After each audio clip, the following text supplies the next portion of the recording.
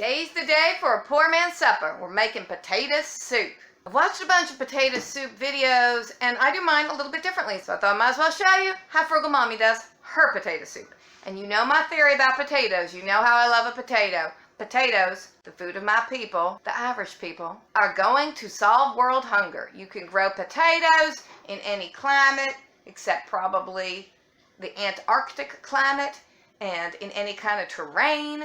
And they're very nutritious. Yes, they will solve world hunger. Yes, they will. We're starting with some broth in a pot. It's any kind of broth you want. Mine is dumpster dove found boxed organic broth from the Aldi dumpster. You can be using your beef broth or your chicken broth or your veggie broth, whatever kind of broth you have. This is a very flexible recipe. Here's our pot of broth. Here's some potatoes. These are some enormous baking potatoes, also from the dumpster. Even if you don't get your food from the dumpster, this is still a very economical recipe. So I have washed these potatoes, but I'm not going to peel them like I've seen other people do in their potato soup recipes. No, I'm going to keep the skins on because I want the extra nutrition from the skin, and I'm going to end up just blending this all up. Other people leave their potato soup chunky. I'm going to blend mine up, so hopefully the blender going to take care of all those skins. We're just going to cut our potatoes up into little chunks. As dumpster food goes, these are some really nice potatoes.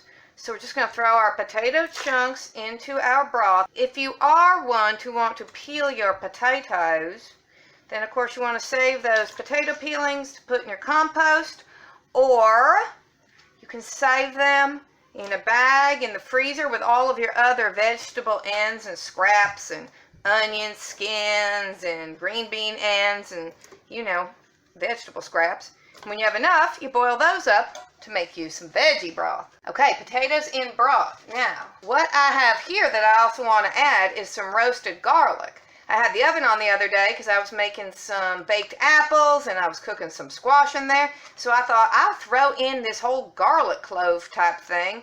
And I wrapped it up in foil and poured a little oil on it and just roasted it because I knew I wanted some potato soup in the near future, and I think some roasted garlic would add a really nice flavor to my poor man's dinner potato soup. And when you roast the garlic, of course, it mellows out the flavor and it's supposed to make it real pleasant and almost kind of sweet. It smells amazing, and it's all kind of mushy, like you could spread this if you wanted to. Okay, now that's got about 4 or 5 cloves of roasted garlic in it, and now we're just going to put it on the stove and let it cook until those potatoes are soft and pureeable. And if you don't have enough liquid, you just add more broth or water, and if you don't like garlic, you just don't add that part. Alright, there she is on the stove now. I'm going to put in a little bit of sea salt, and I'll just cover it up. Ow! Damn, that hurt. I'll show you what else I'm making because I have a lot going today. I've been cleaning out the fridge. Alright, in this pot, at the suggestion of one of my genius viewers, I have a whole bunch of cut up nectarines, plus one little clementine I found hiding in the vegetable drawer. These are all nice and soft, so what I'm going to do now is just cook this down.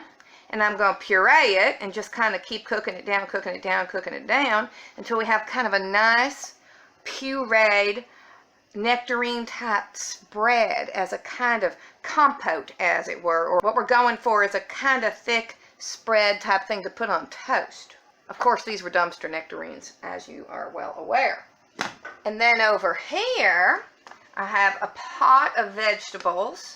Just cooking, just all vegetables. Have a ton of zucchini in here, and some tomatoes and peppers, and I chopped up some green onions. I basically was going through my produce drawers in the fridge and just finding stuff I needed to use up before it went terribly, terribly bad. And I didn't have any regular onions. Normally you'd want to have some nice sauteed onions in something like this, but I did not have any onions, so I chopped up my green onions and threw them in. Normally I would kind of get something like this going with kind of an Italian flavor, but I threw in some salsa I wanted to get rid of, so I'm thinking I'll add some of that roasted garlic and some cumin, go for kind of a Mexican flavor of this vegetable stew slash soup type dish. This is a really good type of thing to make if you are on a weight reducing type diet, but you also like to eat frequently, like, you know, like me, because I like to eat all the time. So you can just be snacking on this veggie stuff, just, you know, all the time. When I was in my 20s and I lost about 30 pounds, I was making a giant pot, like maybe 3 times this amount, giant pot of this kind of cooked veggie mixture every single day and just eating on it all day long. All right, that's a Weight Watchers technique there for you. So we're going to let that continue to cook. Alrighty, my potato chunks are very tender now, and I am ready to blend them with my immersion blender. And I do kind of appreciate the irony of this being a poor man's dinner and then using this fancy schmancy gizmo to blend it that a truly poor person might not own, but might own, because you might pick one of these up super cheap at a yard sale or a thrift store. And I'm just saying you could use a blender if you don't have the immersion blender, or you could leave your soup chunky. I think this immersion blender is the handiest, most used kitchen gadget I have ever had. So we are going to blend up my potato chunks with my broth, garlic, and salt right now.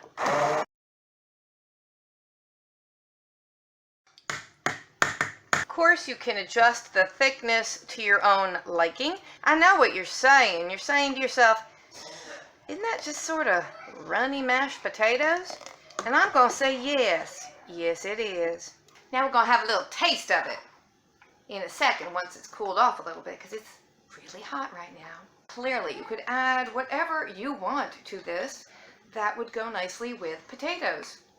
You could stir in some sour cream or some milk or some half and half to give it a creaminess, which I am not going to do because I want it to stay vegan. You could also put some cheese in. Some cheddar cheese melted in would be very tasty for the non-vegan soup eater. You could sprinkle bacon bits on top, or chopped chives if you're in that sort of mood.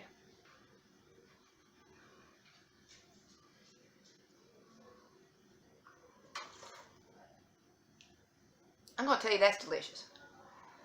The roasted garlic is really quite lovely in there. It gives it a flavorful je ne sais quoi without being overly strong and bitter and awful.